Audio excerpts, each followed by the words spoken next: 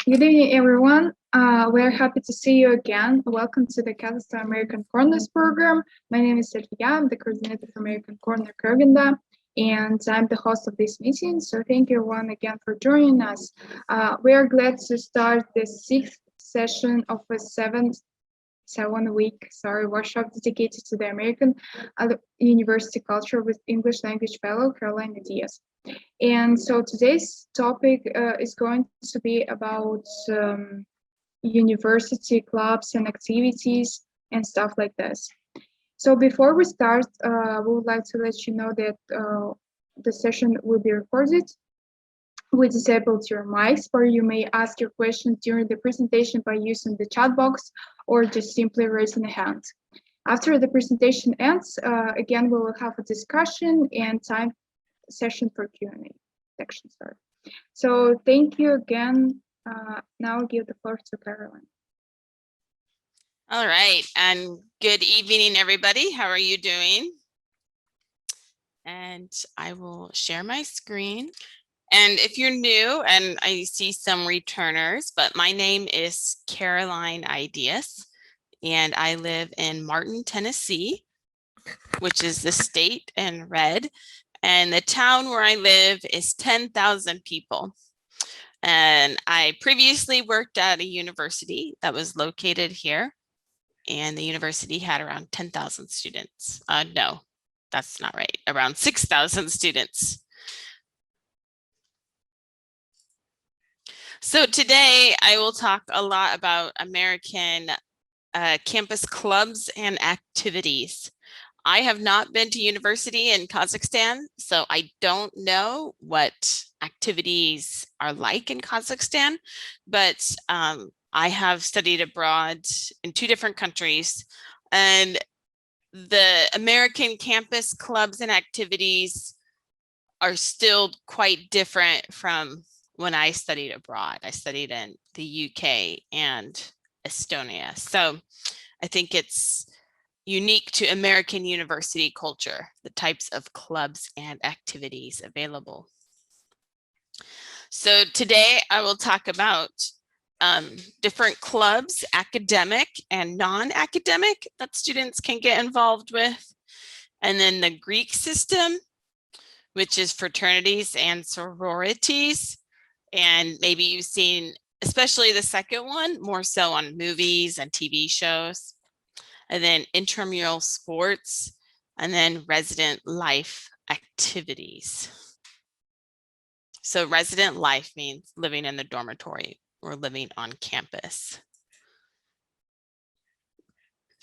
So let's say you are coming to the US to study and it's your first few days on campus and you want to join some clubs, which you should. Definitely recommend. There are a few places to figure out where there are clubs, of course, online. Then also, I recommend going to the Office of Student Life or something similar.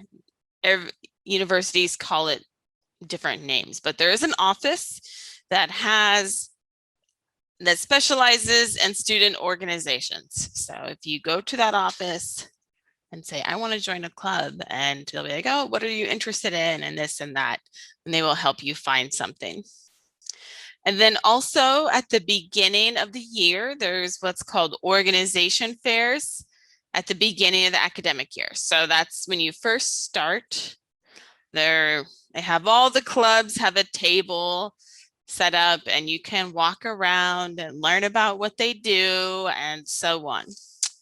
And these clubs can be anything from knitting to an outdoor adventure club to scuba diving to whatever you can think of. There's probably a club. At the university I taught at with 6,000 students, there were 150 clubs.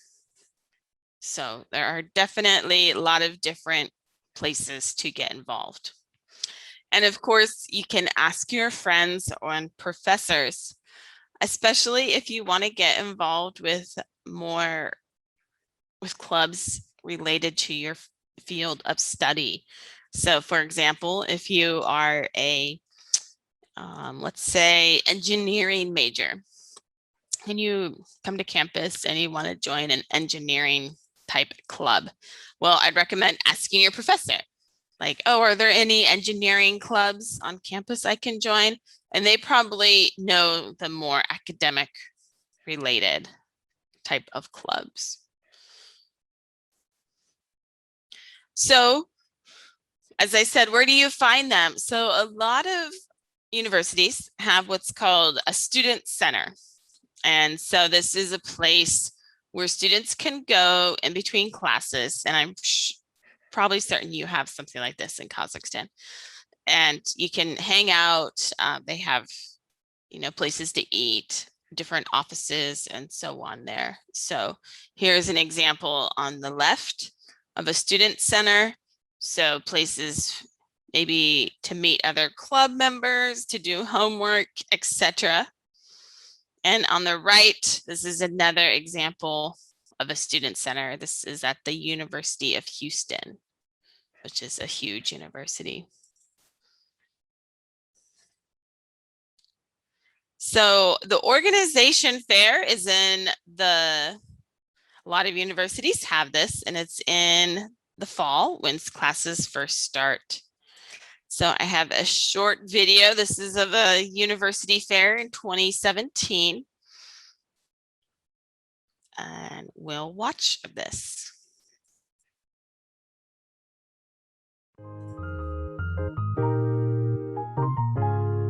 We're at the Student Organizations Fair. This is an opportunity for Carleton's clubs and organizations to advertise and promote. Sorry, it's We're not at getting the bigger. Student Organizations Fair. This is an opportunity for Carleton's clubs and organizations to advertise and promote their events and organizations to freshmen. And freshmen have an opportunity to sign up for all the mailing lists that are going to bother them throughout the year. Adopt a Grandparent is a really great club because it pairs you up with a local person in a nursing home, and you get to just hang out with them for an hour, make a friend. Our club is called Food Recovery Network, and we get food from the dining halls after they close at night and then give it to partners in Northfield and Faribault so families can eat that food instead. Hi, we're the African and Caribbean Students Association on campus, and we create a space for African and Caribbean students on campus, as well as bring African and Caribbean culture to all of our fellow students at Carleton. I think it reflects the diversity of experiences and interests that exist at Carleton. We have about an average of 24 clubs and organizations established every year.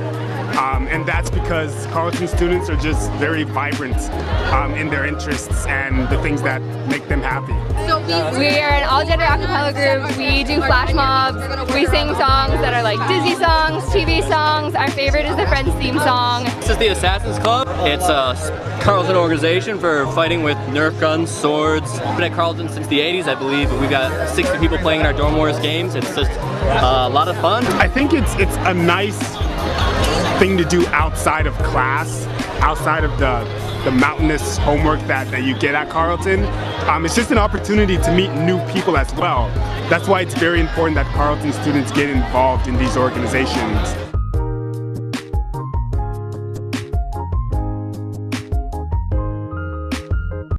All right, so that was at a university in Minnesota, and the clubs were from everything, and one of them was Adopt a Grandparent, the Food Recovery Club, African and Caribbean Students Association, a cappella group, the Social Dance Club, and the guy said that every year they start 24 new clubs. So there are really anything you can do. If it's not there, then you can create it.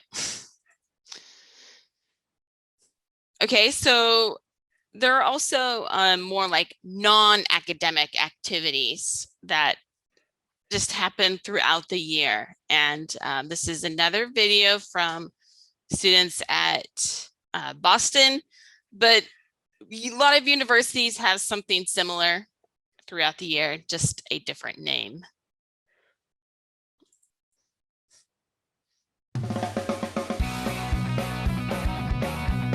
BU has over 450 student groups on campus, everything from professional to cultural to anything in between. And if there aren't any clubs that you feel fit what you can do, you can start your own. So you just need to get a group of friends together and go to our student activities office and start whatever you are interested in and passionate about. Boston University Central is located at George Sherman Union, and it is the most colorful underground activities around campus. And they have free concert and free events every Friday night, also as weekend. One of the biggest events BU hosts every year is right in the beginning, and it's a huge event called Splash. We have over 450 student groups, and every one of them gets a table, and freshmen are allowed to walk around and really figure out what it is that they want to join. They'll always be giving out free stuff, which is the funnest part, but you can sign up for anything and really talk to people about what it is that they do on campus, what communities they're involved with, and find out what it is that you fit in with here at BU. The Back Me About is a university-wide formal, so we dance most of the time, and we usually go with a group of friends. It's kind of like a tradition that I do every year to celebrate the hard work we did and also to celebrate the beginning of the new year. The student government at Boston University is the representative of the Boston University student body. It's easy to get involved in student government because BU really promotes the sense of leadership. And getting involved with a student government, it's a great chance to practice the leadership skills.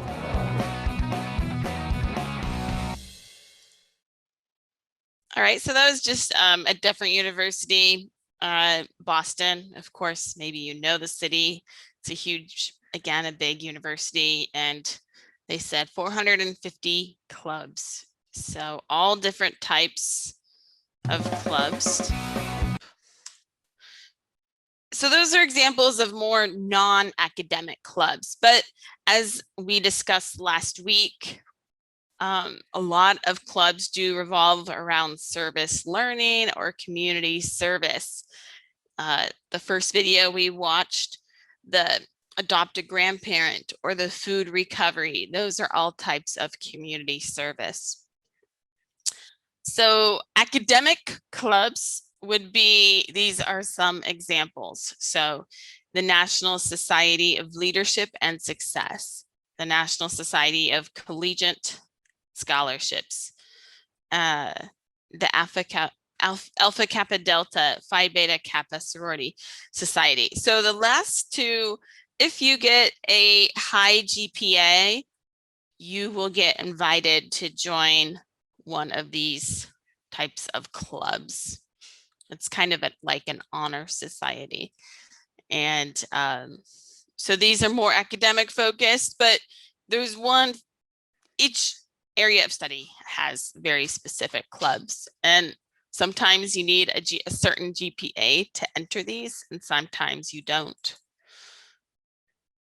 So as I was saying, the great thing about the clubs in your field of study is they have like a student side and then the professional side.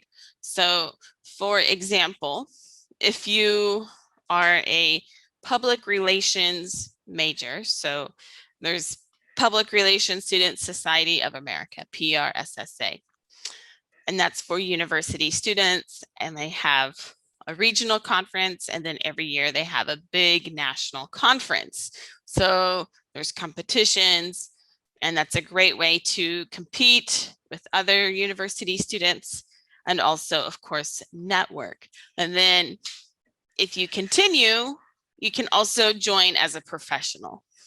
So that's the great thing about a lot of these field of study clubs is you can enter as a student member and then continue as a professional member. So, and it's a great way to make networking, find connections, maybe learn what's popular right now in the field and so forth. So I really recommend those. Okay, this is probably what you might see on movies, sororities and fraternities.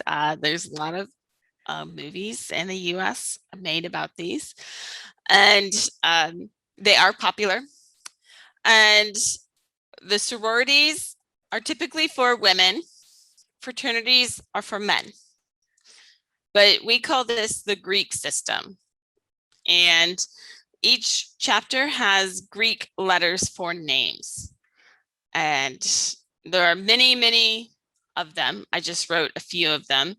So for example, Alpha, Gamma, Rho, those are the letters that they use.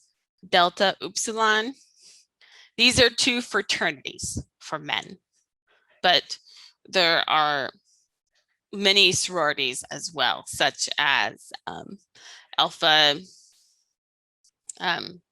Gamma, Delta, and Delta, Zeta. So these are all different names for Greek sororities and fraternities.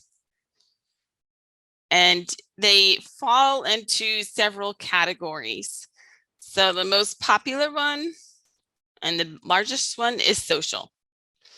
So just to meet friends and do social events. But there are service sororities and fraternities, professional, honors, and religion and ethnic. Okay, so these all exist and they all have the Greek letters.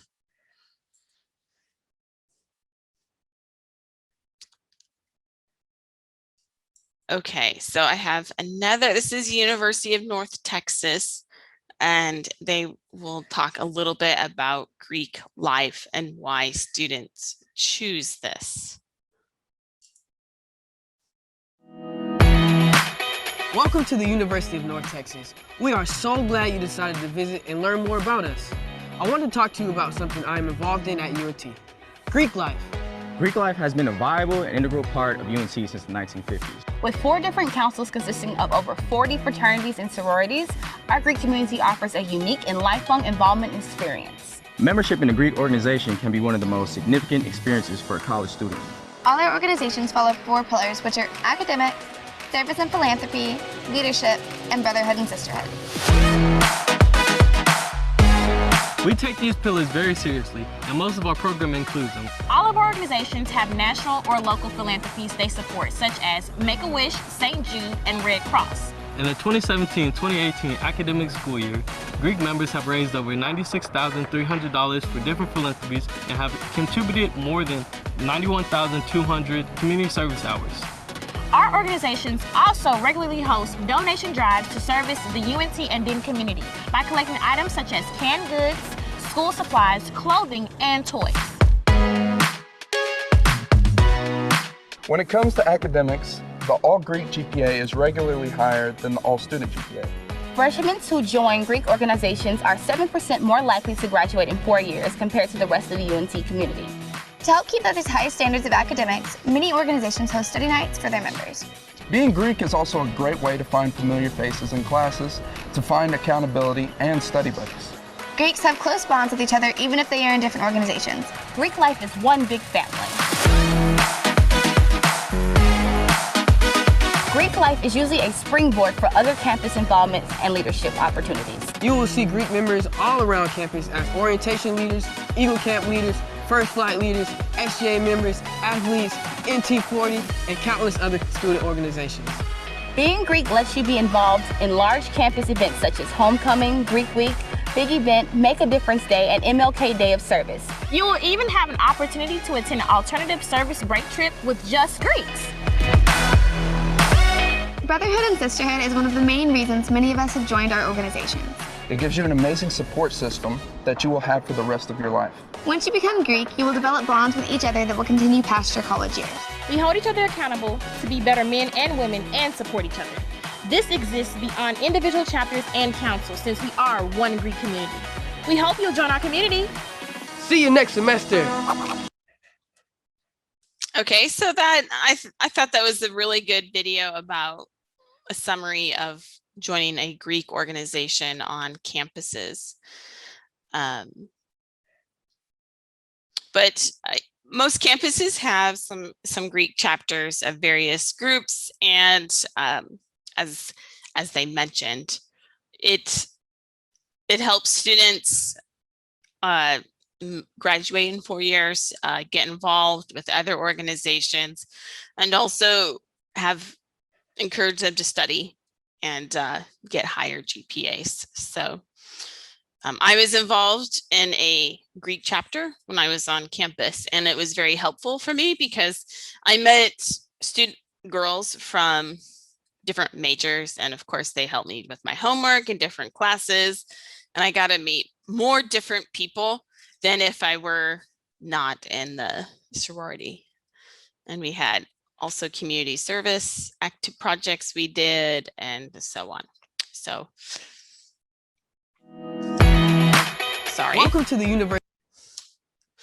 So also, let me change this so it's big.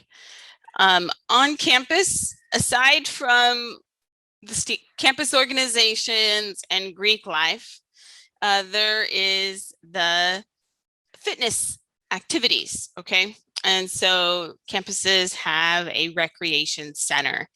And at this recreation center, it's for all students. It's included in students' fees, and the facilities have group fitness classes, intramural sports. So that means they play other teams from campus. So for example, let's say you're on a soccer team, and they might, depending on the campus, might have two different groups. They might have a advanced soccer group and then a regular soccer league. And so if you and some friends want to get together and make a team, and you play teams from maybe a different residence hall or a different sorority or fraternity, and you make the intramural teams and play against each other. And sports clubs, I'll get more into this next week, because athletics on university campuses in the US is very different from any other country. But just for a regular sports person, and you can play on a sports club. So for example, let's say you play, there's a sport called ultimate frisbee. And if you join a team, you could play teams from other universities. Okay, but I'll explain more of that next week. And also at the student recreation centers, they have outdoor excursions. So maybe a camping trip for a weekend or a hike and so on. So it depends on where the campus is located, of course. So another video about, this is Virginia Tech, but this is also similar with universities across the US. So this is a short tour of their facility, of where to play sports and so on. It can be challenging to make healthy decisions during college, but making time for movement in your schedule can boost energy levels, increase confidence, and provide the focus you need to succeed throughout your college experience. Studies show that students who exercise regularly have higher GPAs. Recreational sports is here to create the common ideology that moving more matters. By promoting the Hokie movement, Rec Sports aims to foster a culture of well-being for Hokies. McComas Hall is home to many of the health and well-being departments on campus and hosts multiple weight training areas, a cardio deck, basketball, volleyball courts, fitness studios, a jogging track, an indoor pool, and more. McComas is more than just a place to sweat. It's a place to learn, grow, and develop healthy lifestyle habits. Fitness programs include over 100 group exercise classes each week that range in format, duration, and time of day. Small group training and instructional dance programs, one-on-one personal training, and fitness assessments are offered to help you meet any and all of your fitness goals. Aquatic activities include open lap swim, swim lessons, health and safety certification courses, and of course the iconic Intramural Battleship League. If you're looking to play sports, intramural sports host team and individual leagues and tournaments for Hokies to compete against each other and take their shot at winning the coveted championship t-shirt. Sports clubs represent Virginia Tech and play against other colleges on the national level. Most clubs host tryouts, practice regularly, and are run by student officers under the support of Rec Sports. We live in one of the most beautiful areas of the country, so if you're looking to venture out, you're in the right place. Venture Out provides fun, exciting, and educational outdoor services for Hokies that include guided trips, gear rentals, a state-of-the-art challenge course, and portable team-building initiatives. Rec Sports also operates War Memorial Gym, 18 acres of recreation fields, a fitness park at the Prairie Quad, 12 tennis courts on Washington Street, a 9-hole golf course on campus, and the Venture Out House. It's never too late to start your fitness journey, try new things, and find your Hokie movement. Thanks for stopping by. Make sure to connect with us on social media. Okay, so that was, most universities have something very similar. So that is just one example of recreation activities, but universities have weight rooms, fitness classes, fitness, exercise equipment, clubs, and so on. So that is what all campuses have. And this is included in students' fees. So you do not have to pay an extra membership or something extra. It can be challenging to. So, and our last area of getting involved on campus is getting involved with residence halls or dormitories, okay? And some universities take the dormitory placement very seriously. So it depends on the campus culture, but the residence halls organize monthly events and also organize teams for intramural sports. So let's say you want to play baseball, intramural baseball, but you don't have, like, how do I make a team? Well, a lot of buildings make teams. So if you live on campus, it's a lot easier to join a intramural team. And they have different type of socializing activities, such as movie parties.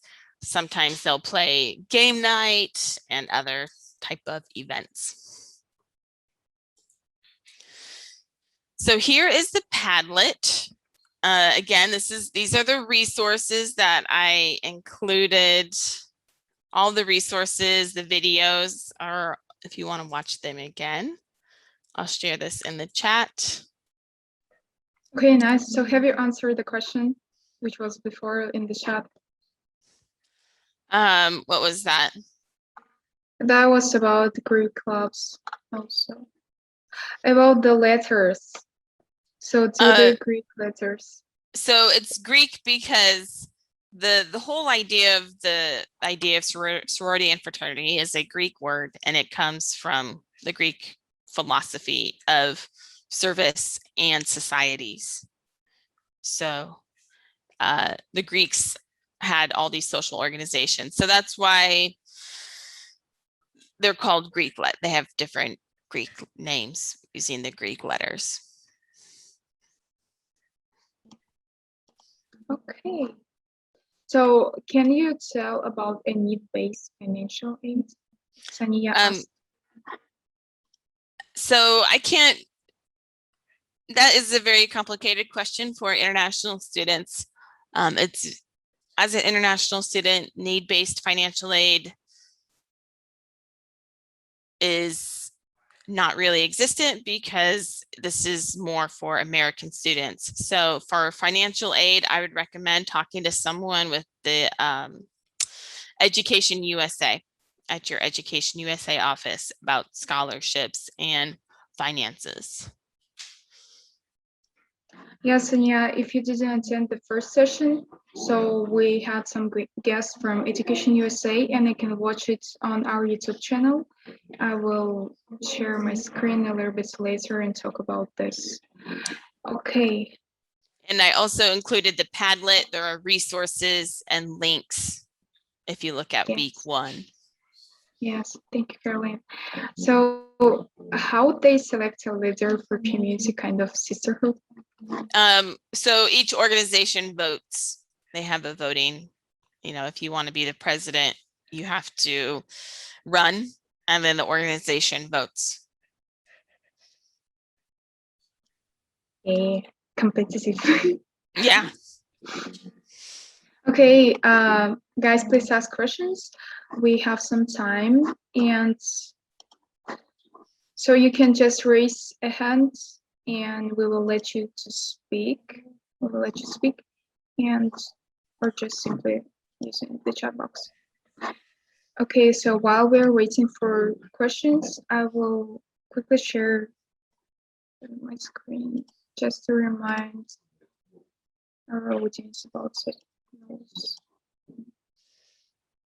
Right, so if you have questions just about campus activities, clubs, and so on, you can type them or you can raise your hand. Yes, so next week we're going to have our last session. This is why I want just to remind you there, if you want to receive a certificate, you should attend 6 sessions. And do not forget to fill the Google form, which is sent to the chat box each session, because it's really important so we can see that you had attended the session. And as Caroline said before, join the Padlet. This is a really nice just to have to collect all this information from our sessions in one place. And so also our contacts, if you have any additional questions and questions related to certificates or wherever, so you can contact us. And so I didn't put the YouTube link here anyway, so I will send YouTube our YouTube channel's link right now to the chat box. Okay, that's it. Okay, I had some questions. SAT is optional. Should I take it? Again, you need to talk with someone at maybe talk to the admissions counselor. I know this year because of COVID, some schools are making it optional. It could change for next year. So I can't tell you yes or no. I think you need to look at each university. So working a club will somehow disturb student from studying. Well, that is the student's responsibility to maintain their GPA, their grades, and their social activities. And also it's great for time management. So if you want to be involved in different clubs and activities, I think it helps students organize their time better. And the next question is, we have been studying 11 years.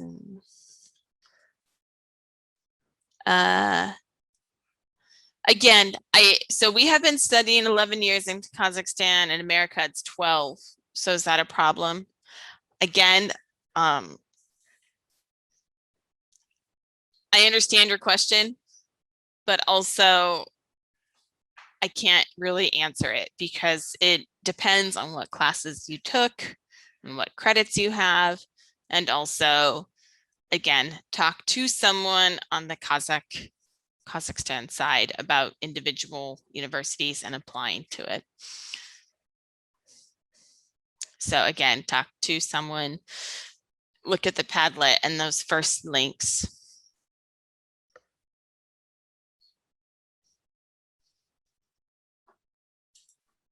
Okay, Caroline, can you tell us about your experience of being a Greek member, a Greek club member? I had a really great experience. I was in it all 4 years. And for me, I met a lot of great friends and I'm still in touch with them. And I've been out of university for a long time.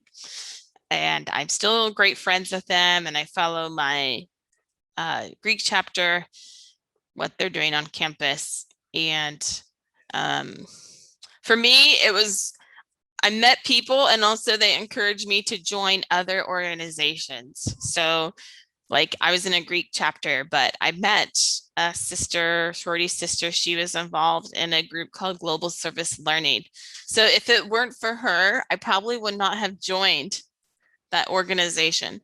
So it helps students, meet other people and join other clubs and get involved in different ways. And of course, the social activities are a lot of fun. But and if I also my roommates studied really hard. One of them is a doctor now. Actually, 2 of them are doctors. So they were very serious students. And so that, you know, they were always studying and did good grades. So that was encouraging for me to watch them study. I studied too. So that was also very helpful for my GPA. Nice. I have not visited Kazakhstan, so I'm sorry, but I want to. And do club members, student president, etc., usually have any privilege in their academic work? Nope. The professors don't care. I mean, they do, but they don't. Professors are happy that students are involved. As the video said, students involved in especially Greek chapters and student clubs graduate and stay in classes. So that is professors do encourage student campus involvement, but they don't get special treatment. Is volunteering beneficial for an application? I'm assuming for an application for university. It depends on the university. So again, I'm not sure what type of university you're applying to. Some universities, it's not a big deal, but some very competitive universities, anything helps. So again, it depends on your goal, what university you want to attend. Okay, so thank you, Ron, for your questions. It's already time. Thank you, Caroline, for your time, for your great presentation. You're welcome. Yeah, that was really nice to learn something new. Okay, yeah.